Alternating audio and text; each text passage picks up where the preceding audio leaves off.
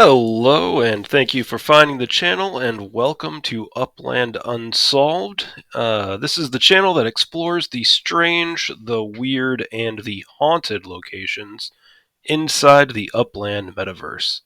What is the Upland metaverse? Glad you asked. It is a property trading super app that allows players to own NFTs of locations mapped to the real world. Today we are looking at the oldest bar in Detroit, the Two Way Inn. It is located on the corner of Mount Elliott and Nevada. It has been a main feature of the community since 1876, when its longest running patron, Colonel Philetus Norris, opened it for business. So, fire up the Upland app. If you don't have it, what are you waiting for? And let's head over to 17897 Mount Elliott Street. And I found you gotta at least start typing Detroit if you want to get to the right spot. All right, so let's fly on over there. Here we go. All right, so this is the Two-Way Inn. Doesn't look like there is a structure at all or anything on it, but it is owned by Armed Renegade or Armed Renegade. Guessing they're going for Armed Renegade. And yeah, they own it. Congrats. All right, let's check out the street view. All right, so here it is. Oh, it's the side. You got a parking lot in the back there. Oh, you can see the sign. Oh, they have air conditioning. That's fancy. All right, what else we got? Let's go to the front. Oh man, they got a little tombstone there. Probably a Halloween decoration.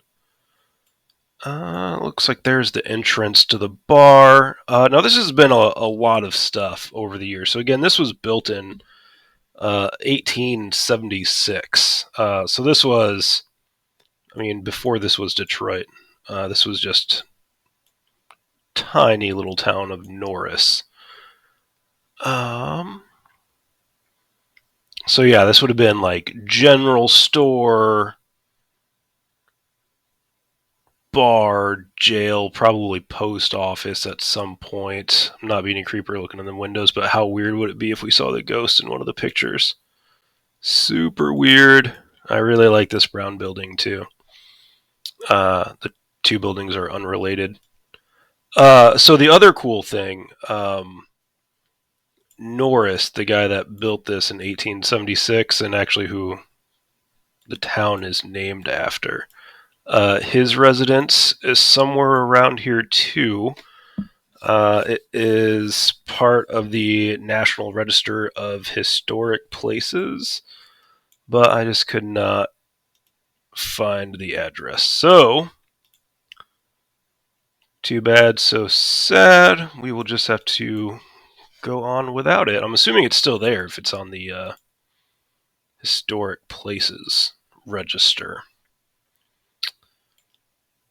But, alright, so this is Detroit's oldest, most haunted, I'm going to assume, bar.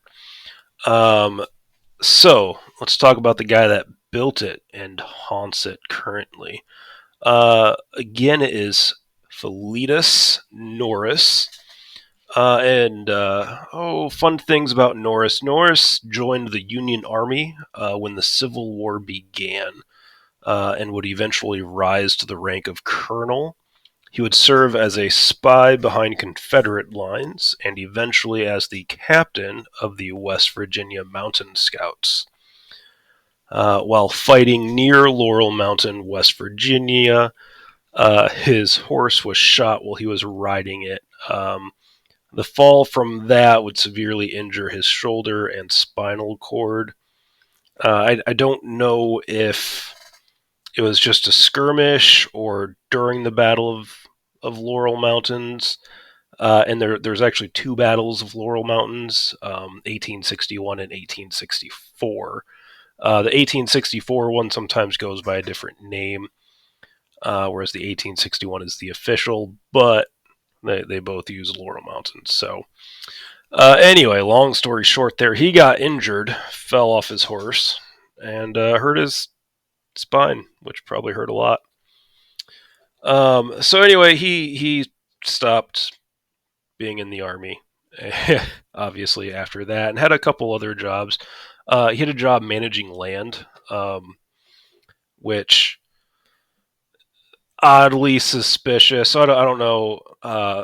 It's not tied into any of the Upland stuff, but I need to just create like a weekly conspiracy video. So like so much Confederate gold was laundered through the state of Michigan. Fun fact. um, and so I'm wondering. It would be neat to look and see if he might have been part of that operation. Like we're talking like secret tunnels connecting like houses, banks, and like rivers to like move it and stuff. It's pretty wild. So anyway, Norris managed some land, so I'm wondering if he was in part of that, but that'll likely never be confirmed. Um, but all right, so Norris totally lost my train of thought with that rant. All right, but anyway, so Norris would start the town of Norris here, which would later become Detroit. He actually had a plank road connecting this area to Detroit, and he would charge a toll for that. He started the two-way inn as part of a general store for the area, in a jail as well. And the most common haunting that people will see from him is they'll see him walking around the inn or the bar in like this big wide brim cowboy hat that he had. So he was very much into that style. Now, Norris isn't the only ghost that haunts the bar. So this is really interesting. There's actually two other ghosts. There's the, I mean, I hate to say it, but like kind of like the common lady in white. She can be seen wandering the building, and no one really knows who she is, but it's believed that she's one of Norris's daughters. Finally, the last spirit is that of a little boy. He is often seen around the bar. So how he came to be there is during Prohibition. Doctors and dentists could prescribe alcohol for medical purposes, and the one of the dentists, there was actually two there during that era. One of the dentists had a son that passed away there, and so it's believed that the boy's spirit never left.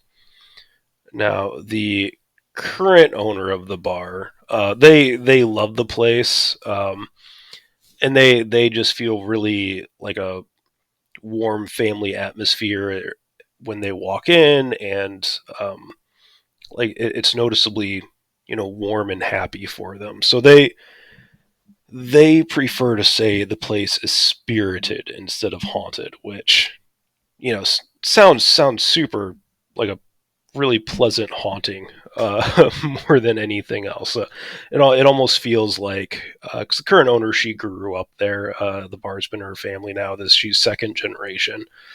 So it really feels like the ghosts are part of the family. So I listened to a podcast from her describing it. It was really sweet, and there was some family stories there as well.